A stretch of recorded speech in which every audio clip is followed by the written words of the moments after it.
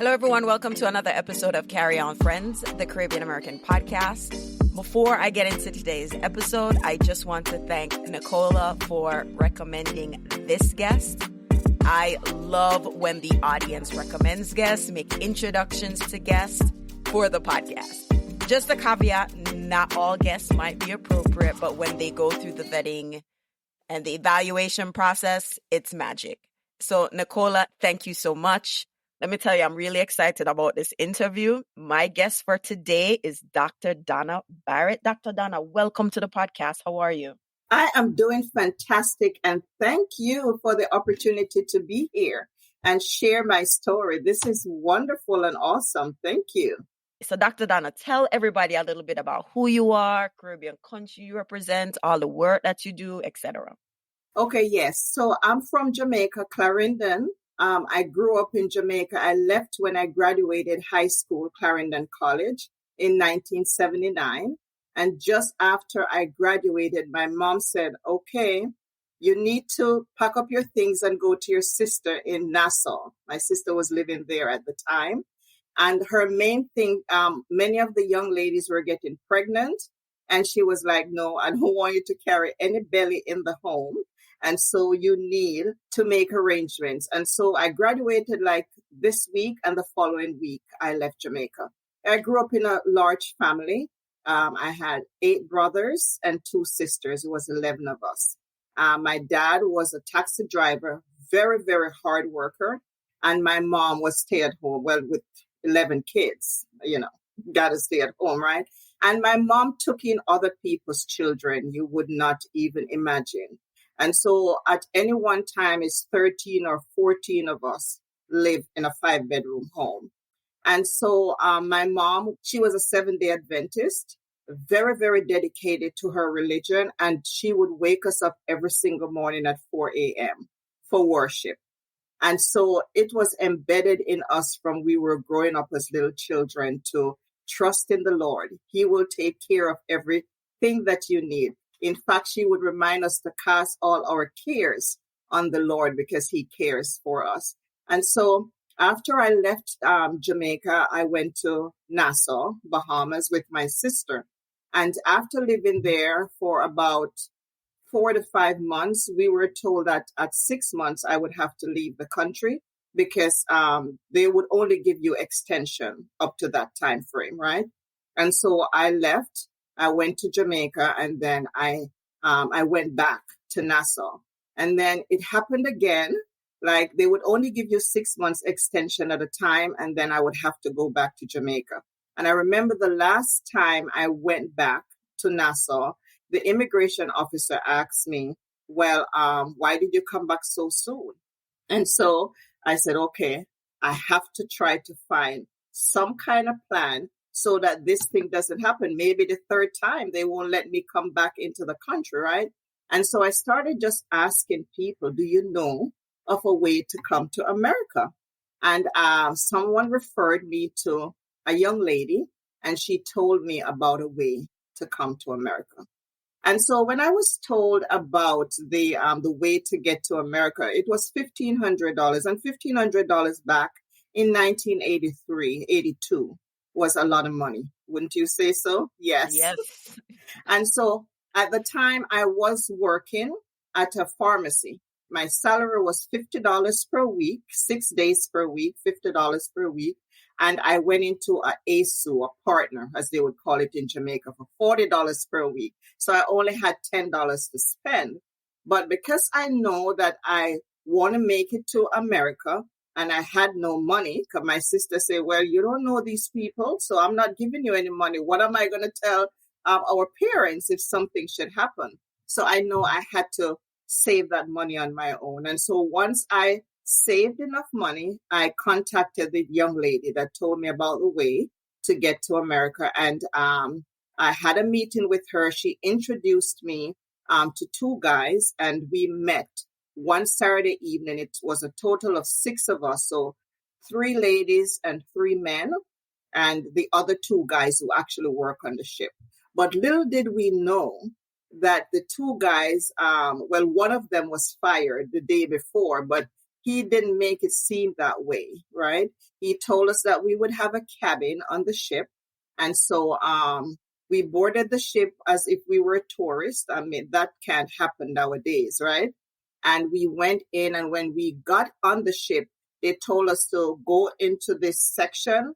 But at that time, we did not know this was actually the bottom of the ship. So really, there were no cabin. They basically lied to us, and we paid them the money, right? And so we stayed there. So we boarded the ship the Saturday night. So we were there all Saturday night, all day Sunday, all Sunday night, and we got to Miami Monday morning. And so while we were there, we were at the bottom of the ship. This is where all the irons and everything run horizontally, vertical. And we were sitting there. You couldn't even stand up straight. And so we were actually in a bent over position with all of these people that I didn't know, which I look back now and I'm like, at 19 years old, I was absolutely out of my mind, right? That was a risk. Yes, that was such a risk. And so throughout the time that we were there, we had to sit on the iron and we were bent over like this. It was very cold. And we were told not to bring any ID, just the clothes on our backs, right? And once we got to Miami, though, we weren't able to come off the ship right away because, you know, everyone that's coming off the ship, they had to go through the immigration officers. And so one of the guys came and said, okay, we have to wait until noon. By this time, all of the immigration people would actually be in the lunchroom. Little did we know that when we were leaving where we were staying at to come off the ship, we had to go through the cafeteria. So here, all 6 of us marching through the cafeteria, these people looking at us like crazy. And so when we got to the edge of the ship, some guys who work on the ship kind of figured that something was going on. So they surrounded us. And one of the guys who was a part of our group, he pushed one of the guys that work on the ship, jumped off in the water. Up till this day, I have no idea. That's like 40 years ago. I have no idea if that guy drowned or not. We never heard again from him. I mean, we didn't have contacts like how it is now. So we didn't have a phone number for him. But I tell you, and that's why I know that God is so amazing. And there's always a guardian angel watching over us. So when all of these people surrounded us on the ship, now I had a little camera. And so I pull out the camera, so nervous, but I couldn't show that I was so nervous. So I started acting as if I was taking pictures, right? And so the guys kept saying, the men that work on the ship, they kept saying, how did you get on here? Where's your ID? Pass your ID. No, we had nothing on us. And so I tell you, one guy who actually works on the ship, he saw the problems that we were in, and he came up front and said, I know them, man. They come on here all the time to look for us. Let the people them go on. And they all backed away, and we came off of the ship. We went in a taxi with no money, and I did not look back. Mm.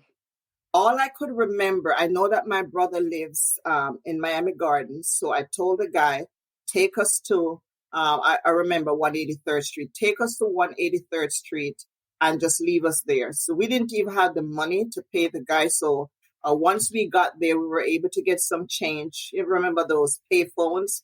We were able to get some change. We made the phone call, and my sister-in-law came and picked us up, and the rest really was history. Wow. Everybody, this is a story that captured me. It really did.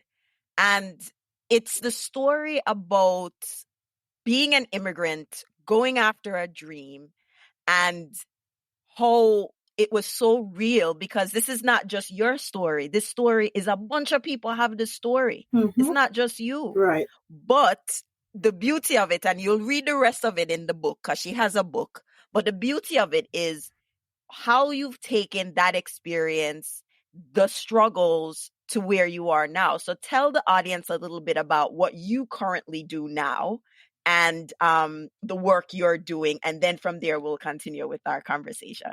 Okay, great. So right now, I have my own real estate company for the past 18 years. the Home Value Group. And about 2 years ago, we partnered with Keller Williams. We saw the changes that was coming in the real estate market, and we wanted to partner with a larger company that has all the technology. And so we partnered with them. So right now I am director of operations. My husband and we handed over the business to our daughter about a year and a half ago. So she is the team lead for our company. I'm really kind of working in the background right now. The passion that I have is to give back. I love to give back. I love to help people. And it has really propelled me. I mean, I have this passion for people who are struggling, people who are have challenges, and I try to find a way to assist them. When I did my doctorate, my research was on exploring social support services for African American foster care young people who aged out of the system, and then they became homeless. And so when I interviewed these young people, it really broke my heart. I had no idea that they were going through so much. And I just imagined my kids when they got to 18 years old, they had to pack up and leave with one bag, not sure where to go. Most of them, they had no support system. And so that really tugged at my heart. And from that, I formed a 501c3 corporation, and the name is National Fund for Foster Children. So currently, we're just working on trying to get some funds together so we can help these young people when they age out of care. Wonderful. Thank you so much for sharing that. So, Carry On Friends family, we opened with Dr. Donna just telling you how she got to the country illegally. And obviously, she's made it to legal status to the point she put herself, with the grace of God and every other work she's been doing through college. And no, I really want to talk to you about that middle piece. And you know why? Because a lot of times we hear the story, we talk about, quote unquote, the rags to riches, but it's the in between that we don't get to really talk about. And, you know, we don't really help people be set up for success because we don't tell the real stories about it. Now, I know your experience in the 80s is much different from now, but the themes are still the same. How do you make it in the country when you are of another culture, whether you were born here or your parents aren't from here? What would you tell anyone listening who is trying to figure out their place in this country? Well, one of the things is that I truly believe in myself. First of all, I believe in God. And then I believe in myself. And I think if we put both of those two things together, we can change the entire trajectory of our lives. I give credit really to my husband. He's really a huge support. And when I was living in the Bahamas, I really wanted to go back to school. I wanted to be an accountant. And so, and if that didn't work, I said, okay, I'll be a teacher.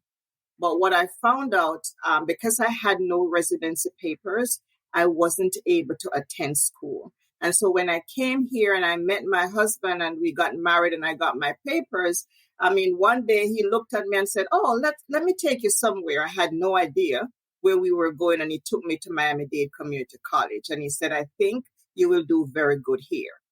And so I started there.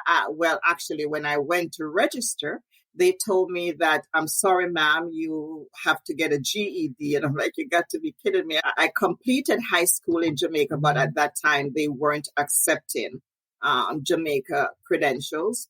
And so I went to a GED classes. So it's really GED to a PhD. And I completed that there. And then I went back to Miami-Dade Community College and I did my AA there. And from there, I started to work for a telephone company. It was a very good job, customer service. But while I was there, I kept saying to myself, I want more than this for myself. I want more than this for my family. I would love to build wealth and hand it over to my children once they become of age. And another thing I wanted to mention too, because I talk a lot about it when I'm trying to assist first-time home buyers. When I came to this country, I only rented for 11 months. My landlord was upset because I didn't even finish the 12th month, because I figured out very early that I did not want to pay someone else's mortgage. And I purchased my first home after 11 months of renting.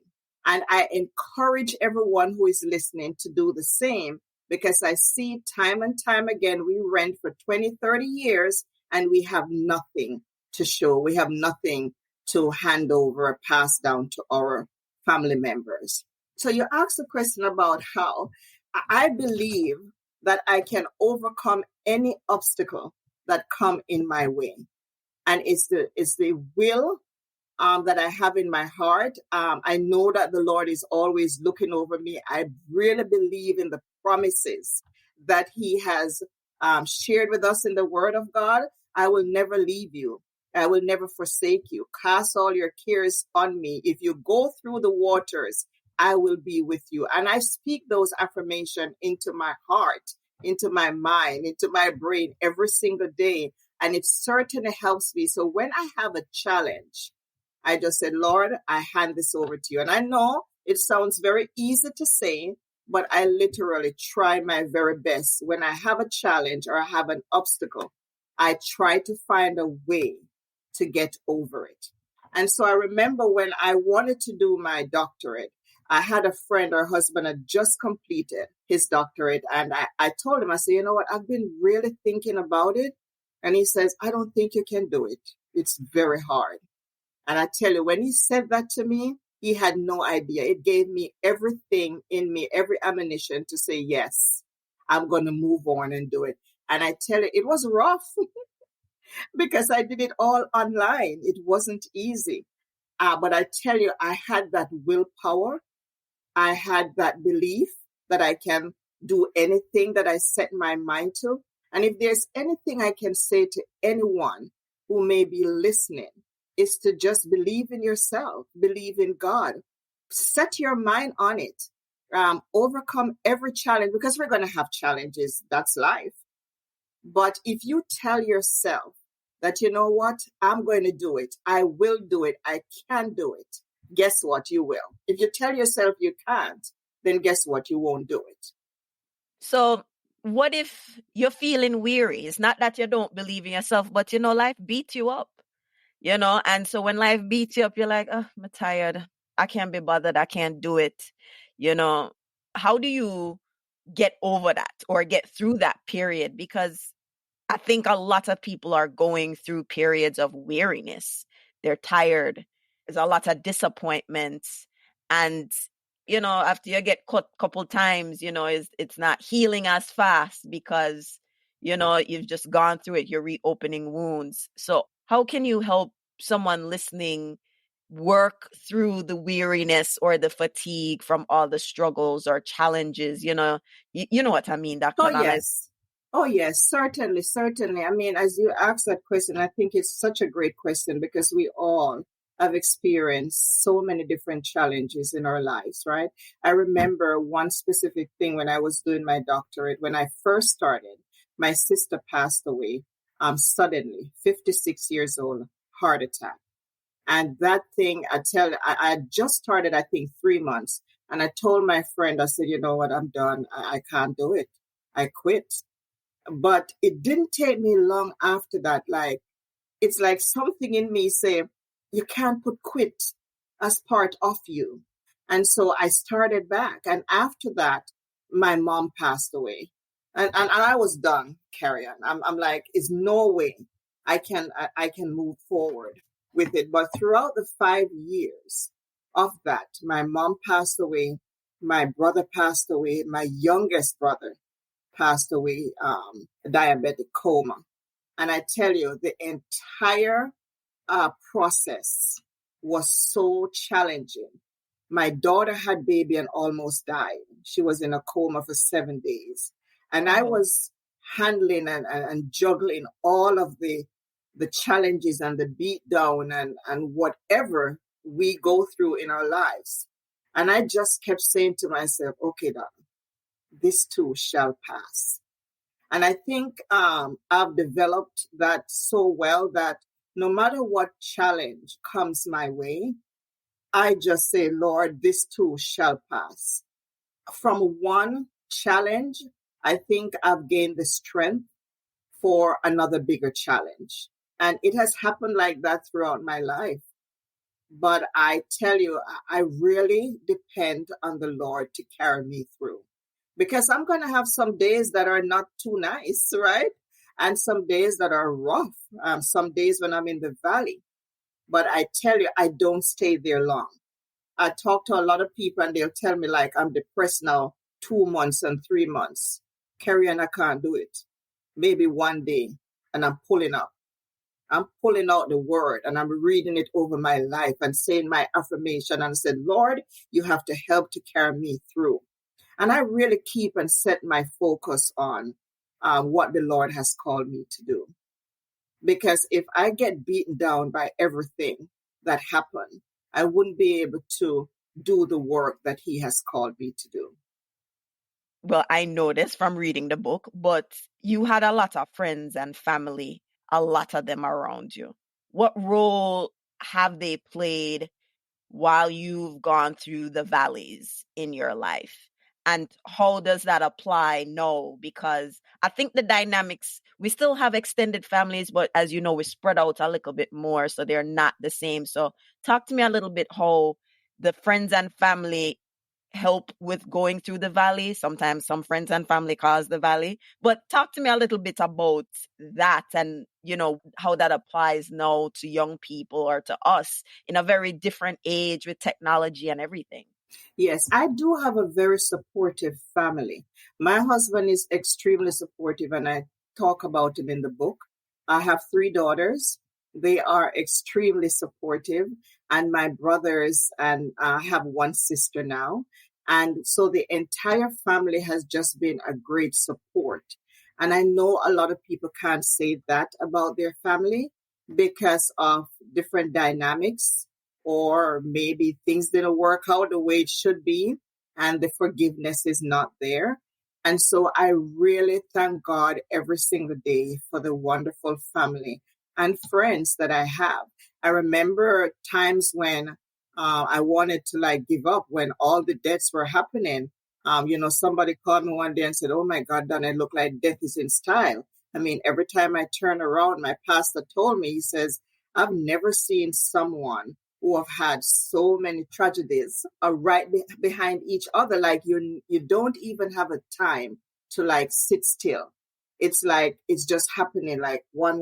I remember my brother-in-law, my husband's only brother, he passed away suddenly. Then the following year, his dad passed away, and then another year and a half, his mom passed away. And so that was like 4 years ago, like 1, 2, 3, and then I had my share before with my sister, my mom, my 2 brothers. And I tell you, it's really, to be honest, Carrie, it's the goodness of the Lord, because I can't do this on my own.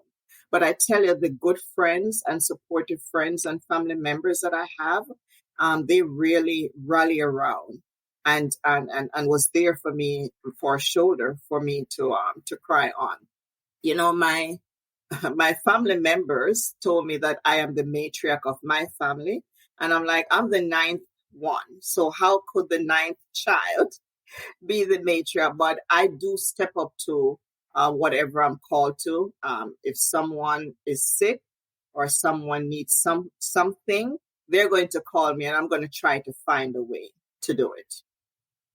There's a bunch of different, things that are popping up, but I totally could relate to the loss of family members back to back. And not only, is the audience probably experiencing death, especially in the past couple years with COVID, the loss of jobs, the loss of a bunch of other things, and, the struggle through that, because it can very hard, dark times, valleys, and you need friends to support. And the thing that I got from your book, and even in this conversation, we cannot do what we think culturally and hide and keep to yourself, because that is for surety. It's not a word, but or a style. for sure it's not the way to go.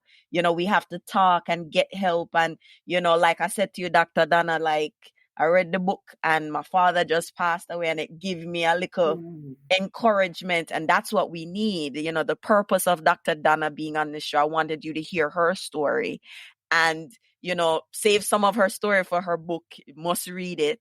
But also that the Lord and family and friends are very helpful. And maybe we have to look at the opportunity to reconnect with people differently, because the self-sufficiency doesn't work. It doesn't work. And everyone is talking about entrepreneurship this and entrepreneurship that. But Dr. Donna, entrepreneurship is lonely. Even if you're in it with a partner, it's still a lonely place and it's a difficult place. So can you talk to me a little bit about your experiences as an entrepreneur? Oh, certainly. So when I was working at the telephone company, it's something that's been really on my heart to have my own business. Didn't know it was going to be real estate. But after I left that job, my husband asked me one day, well, why you don't go into real estate? Because he had a license already, but he was working at the post office. I'm like, that doesn't sound like a bad idea. So I started to do some research on it. And I tell you, I think within a month time, I had an office, a computer, and a phone. And I went and did my real estate class. I opened my business in 2004. And I tell you, it was rough. I had to pick up the phone several times just to make sure dial tone was there because nobody was calling. And fast forward, it has been a real uphill battle in the first few years. Not easy. Even now, real estate is not easy. Let's pause there. Okay. So you open the business. So this is I have a great idea for a business. I'm gonna start the business. Wait, I'm not getting client. Nobody not calling. And you said the first few years. Let's quantify a few years. 2 years? 2 years. I would say 2 years. Right. So in the second year, I said, okay, the traditional real estate is not working out for me. I never thought about quitting though or closing because I know people always need to sell and they always need to buy. But at the time, the market was just about changing because the market had crashed in 2007. And I started thinking about what can I do? And so I read something one day and found out that banks, lenders, need real estate agents to do what they call broker price opinion, BPO. This is basically more like a mini appraisal where you determine the price of the home. And so that's what I started doing. And I tell you, we were flooded with work.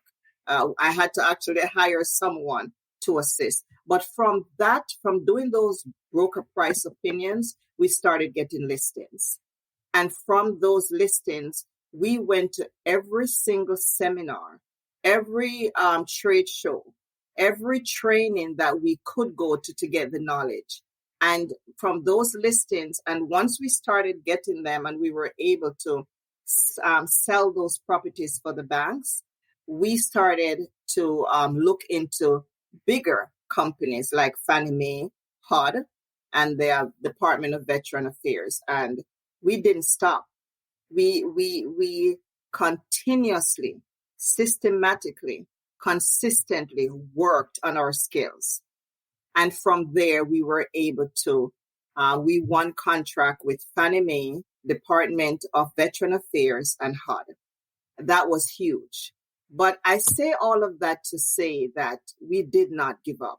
You cannot quit. I remember when the market crashed totally and everyone was losing everything, my friend always laughed and said, but Donna, nothing is going on at the office. Why are you going at the office? And I'm like, something got to give. Every day I would go to the office religiously and I would just be looking to find ways that this is going to work until our company became very known as the REO, as they call real estate owned brokerage, because we were handling so many listings for the different lenders.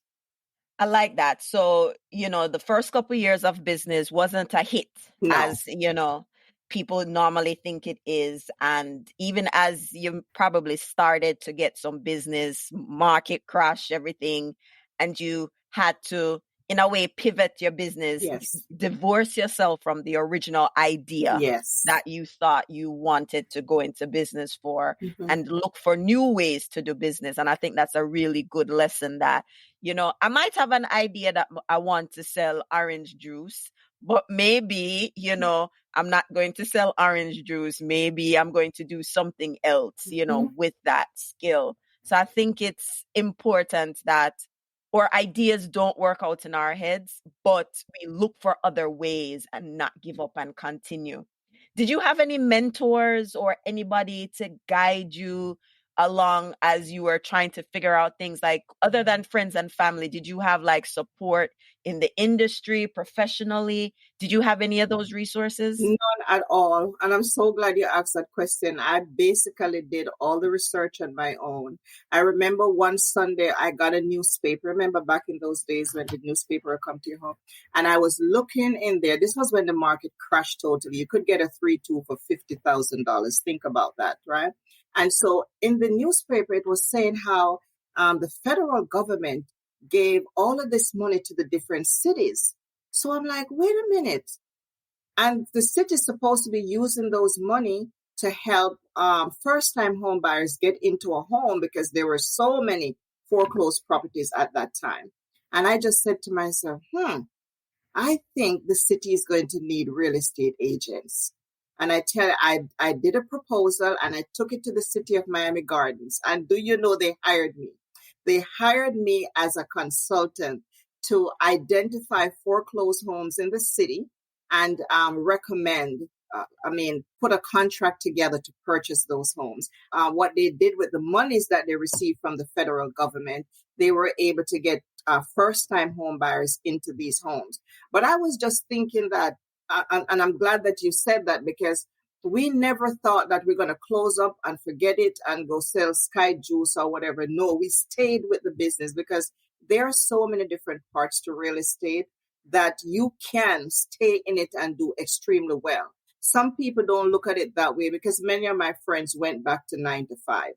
But because I did not want to go back to corporate America, I said, no, I got to stay this course, and I have to do everything and make sure that I have the skills that's needed in order to be successful. And that's what I did. Wonderful. So my takeaway from that is, you want to do something, is this the one way to do it? Look at the many ways, the many opportunities that might exist in an industry, a field.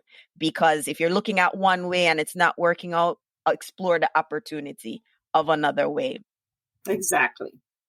As we get ready to wrap up, I'm thinking of, because, everybody's not meant to be an entrepreneur, and we have listeners who have full-time jobs. So what advice would you give to someone who is working their corporate job? They're fine with their corporate job, but at one point you wanted more. So what would you say to that person who's like, I feel like there is more, but I don't necessarily want to go into entrepreneurship? What would you say to that person? Well, I think everyone has a desire to do their own thing. That's my thinking.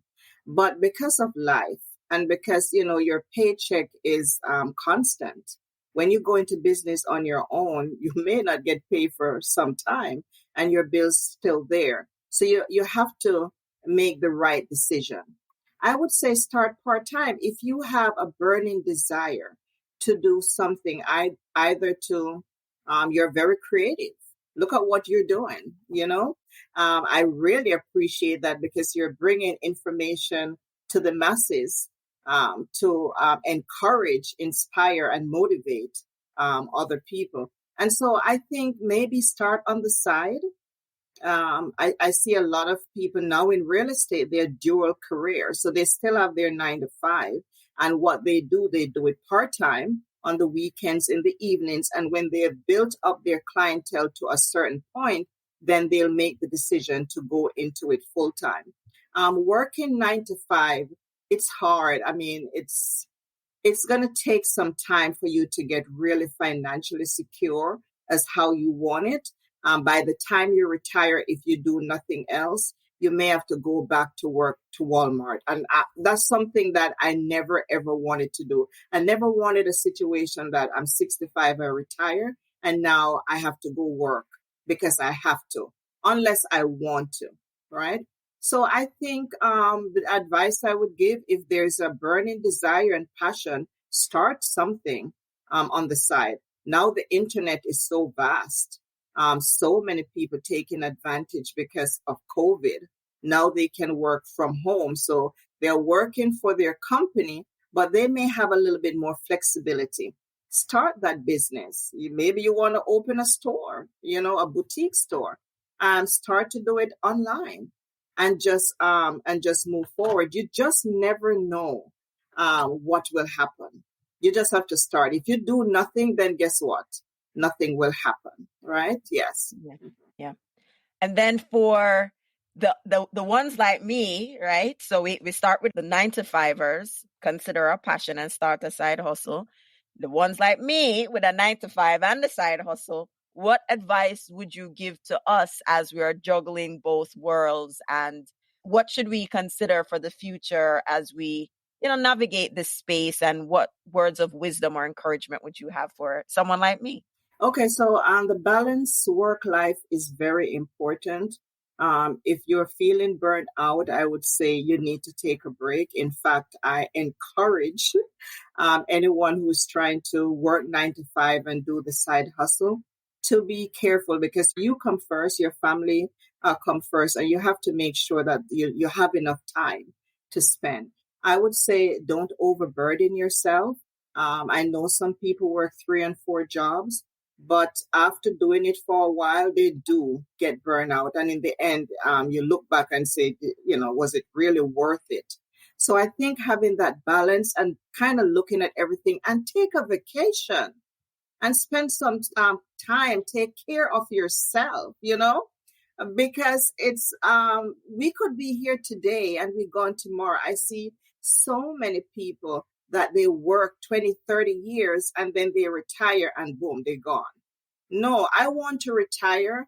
I'm 60 this year, and I would love to retire this year and just travel the world. I've been traveling now, well, since COVID, I haven't been able to do too much, but I try to make it a point of duty that I go to one foreign place that I've never been to once per year. And I think we need to do more of that. We work too hard and we try to juggle because we want the finest things in life. But at the same time, we need to have the time to take care of ourselves in the process. Yes. So for 9-to-5ers, find that passion, explore that passion as an outlet. For us 9-to-5ers and side hustlers, take vacation, bottom line, right? Exactly. Because you need to revive. Yeah, because you do have some people, they're workaholics. But I tell you, at some point they crash. Yes. And we never, ever want you to crash. You got to schedule. In fact, what they have taught us to do is to make sure at the calendar for the year, make sure you put your vacations in first. Everything else can come afterwards. Sound advice. And for our entrepreneurs who are, maybe some are going through a period where there's no clients.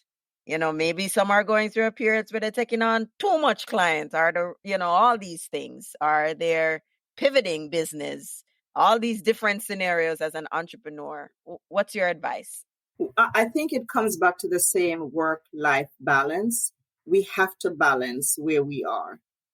And then I think a lot of times too, we give so much of ourselves and we cannot pour from an empty cup. We have to have something in our cup to pour from, right? And so I think we have to take care of us first. There have been a lot of talk about self-care.